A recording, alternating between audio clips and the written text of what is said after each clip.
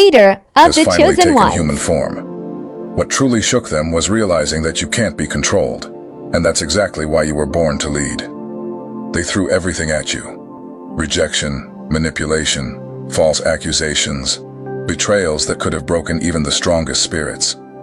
But not only did you survive, you stayed solid. That kind of consistency in the middle of chaos isn't something you can fake. It's the result of being deeply rooted. At first, they feared you, because in a world built on control, people who can't be manipulated are often labeled as threats. But over time, that fear turned into something else: respect. They saw the truth. You weren't unpredictable. You were unshakable. You didn't move for attention, praise, or a paycheck. You moved for truth, and that's rare. While most people bend under pressure for a little power or temporary validation, you stood firm. You showed them again and again that your soul isn't for sale. When others tried to trigger you, bait you, or drag you into chaos, you didn't react emotionally. You remained calm, grounded, and focused. That's not just self-control. That's spiritual leadership. They observed how you handled situations clearly designed to humiliate or break you, and you didn't retaliate with drama or desperation. You didn't fight for your name in the mud. You let your integrity do the talking. And that's when they realized, you're not emotionally reactive, you're spiritually strategic. That's the difference between someone chasing power and someone who's truly ready for it. You've walked through fire and emerged not bitter, but wise.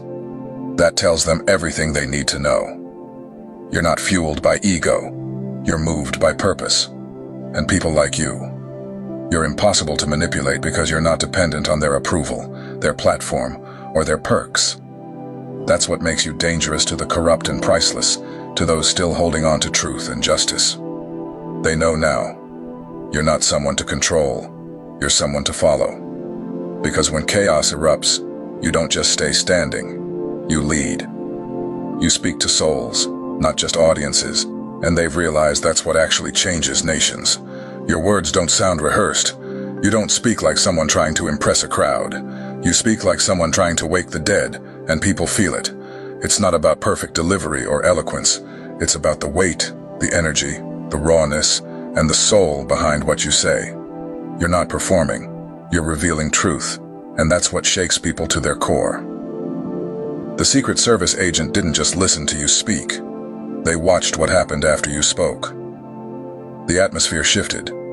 People sat still, eyes wide, processing what they just heard, like something ancient had been stirred awake inside them. That's not charisma. That's spiritual impact. Most public figures aim for applause, attention, or political points. But you cut through all that.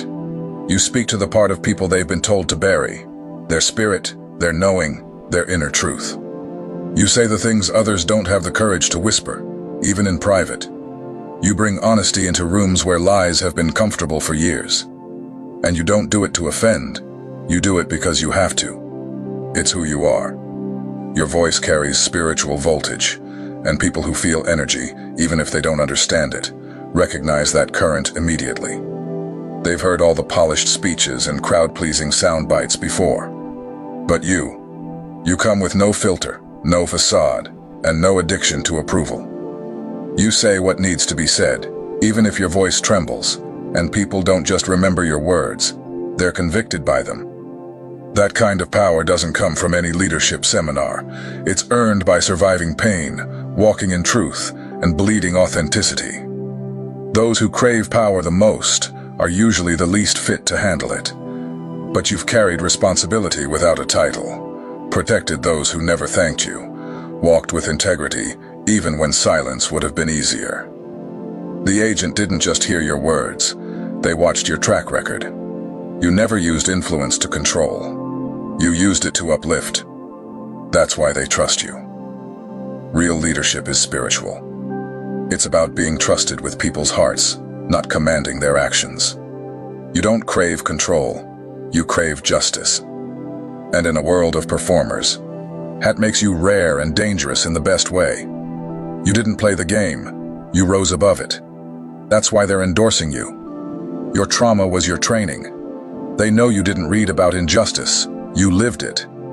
You were misjudged, ignored, and attacked by the very systems meant to protect you, and yet you didn't come out bitter. You came out clear-eyed. That pain didn't just teach you, it revealed everything. You've survived setups, psychological warfare, and spiritual attacks, not because you were wrong, but because your truth couldn't be controlled. And that's what makes you powerful. You're not theorizing justice. You are the evidence of what needs to be reformed. That Secret Service endorsement wasn't for optics. It was because you've proven what real leadership looks like. Someone who was crucified by power and still chose healing over revenge. You're not just qualified. You're the reform they've been too afraid to make. And while you didn't ask for this role, you're the only one who's earned it. Because no one understands justice like the one who had to fight for their own humanity and never became the monster in return. If you can lead yourself through hell without losing your soul, you can be trusted to lead others with integrity. Their endorsement isn't a favor, it's recognition. You weren't just surviving, you were being positioned. Heaven's been writing your resume all along, and now that the world is paying attention, it's not the beginning, it's the unveiling. You didn't need a campaign. Your life already voted for this moment. The blueprint has finally taken human form.